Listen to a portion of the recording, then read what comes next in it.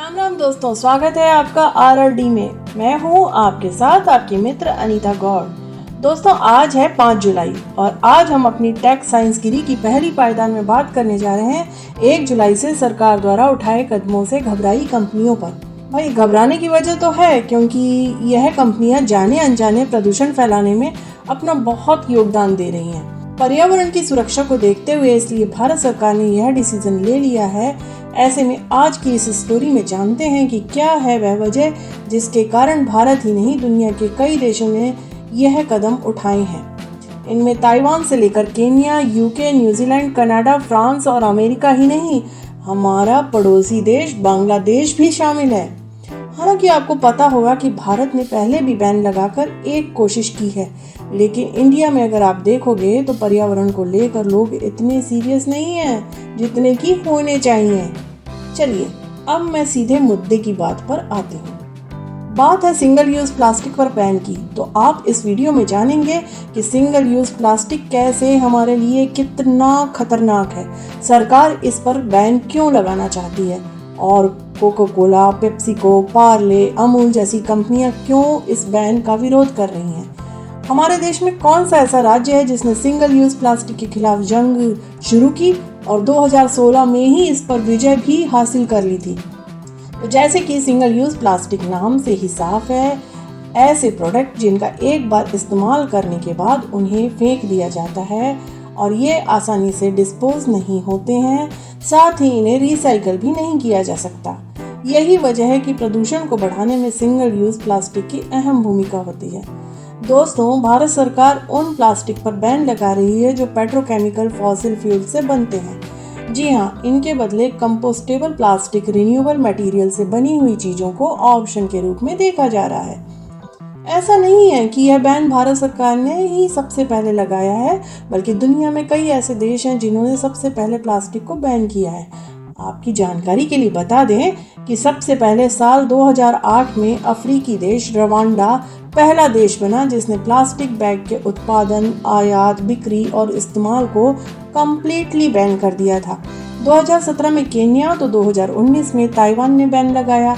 2002 में भारत की पड़ोसी कंट्री बांग्लादेश में प्लास्टिक के बैग्स बैन कर दिए गए। इसके बाद यूके के न्यूजीलैंड, कनाडा, फ्रांस और अमेरिका में भी सिंगल यूज प्लास्टिक पर कुछ शर्तों के साथ बैन लगाया गया है। दुनिया के कई देश हैं, उन्होंने भी इस पॉलिसी को एडप्ट किया है और बहुत सारे एफर्ट लगाए जिससे प्लास्टिक को बैन कर अपने एनवायरनमेंट को वो प्रोटेक्ट कर सकें। इसके अलावा जो वाइल्ड लाइफ और ह्यूमन हेल्थ है उन सबको भी वे प्रोटेक्ट कर सकें। तो 1 जुलाई से बैन होने वाला आइटम्स में 100 माइक्रोन से कम मोटाई वाले प्लास्टिक बैनर, गुब्बारे, फ्लैग, कैंडी, ईयरबड्स के स्टिक और मिठाई बॉक्स में यूज होने वाले रैप्स भी शामिल हैं।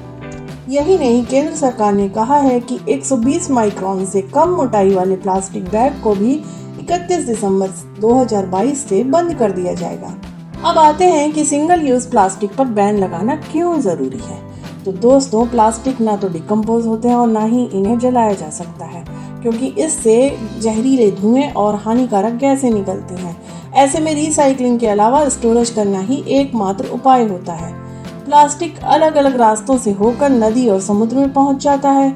यही नहीं, प्लास्टिक सूक्ष्म कणों में टूटकर पानी में भी मिल जाता है, जिसे हम माइक्रोप्लास्टिक कहते हैं। ऐसे में नदी और समुद्र का पानी भी प्रदूषित हो जाता है। यही वजह है कि प्लास्टिक वस्तुओं पर बैन लगने से भारत अपने प्लास्टिक वेस्ट जनरेशन के आंकड़ों में कमी ला सकेगा।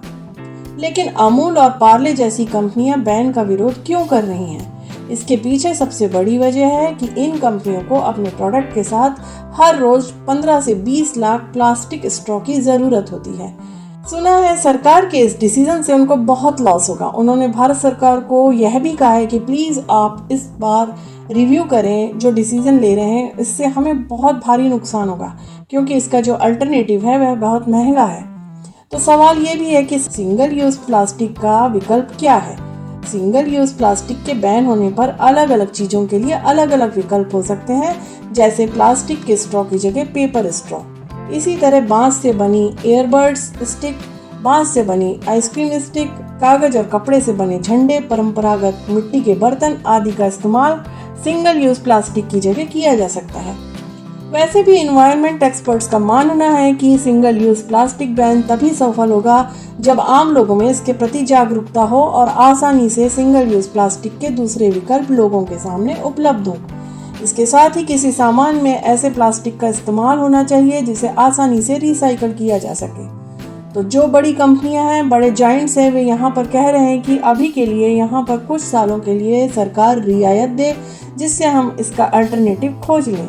इसके बाद जो सिंगल यूज प्लास्टिक है वह भारत सरकार को बैन कर देना चाहिए। अगर सिंगल यूज प्लास्टिक पर बैन लगाने के मामले में हम सिक्किम को देखें तो ये साफ होता है कि ये जंग जीतना मुश्किल तो है, लेकिन नामुमकिन नहीं।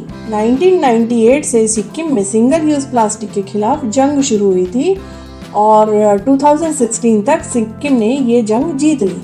सिक्किम मॉडल पूरे देश के लिए प्रेरणा का स्रोत हो सकता है और इसे पूरे देश में लागू भी किया जा सकता है। लेकिन यहाँ भी एक बात ध्यान देने की यह है कि सिक्किम में एक ही बार में सिंगल यूज प्लास्टिक को बैन नहीं किया गया था, बल्कि एक के बाद एक विभिन्न चरणों में से लागू किया गया और सफलता पाई। खैर, सिक्किम के लिए ये थोड़ा आसान इसलिए भी था क्योंकि वह एक छोटा सा राज्य है, जबकि अगर पूरे देश की बात करें तो तस्वीर बहुत बड़ी है। हालांकि बावजूद इसके विभिन्न चरणों में पूरे देश से सिंगल यूज प्लास्टिक को खत्म किया जा सकता है। अब मैं यहाँ पर आपसे जानना चाहूंगी कि आपका ओपिनियन क्या है। आपको क्या लगता है कि सिंगल यूज प्लास्टिक का बैन कर देना चाहिए? तो अपना ओपिनियन कमेंट बॉक्स में लिखिए जरूर। इसी के साथ इस वीडियो को सुनने का बहुत बहुत धन्यवाद। जय हिंद, जय भारत।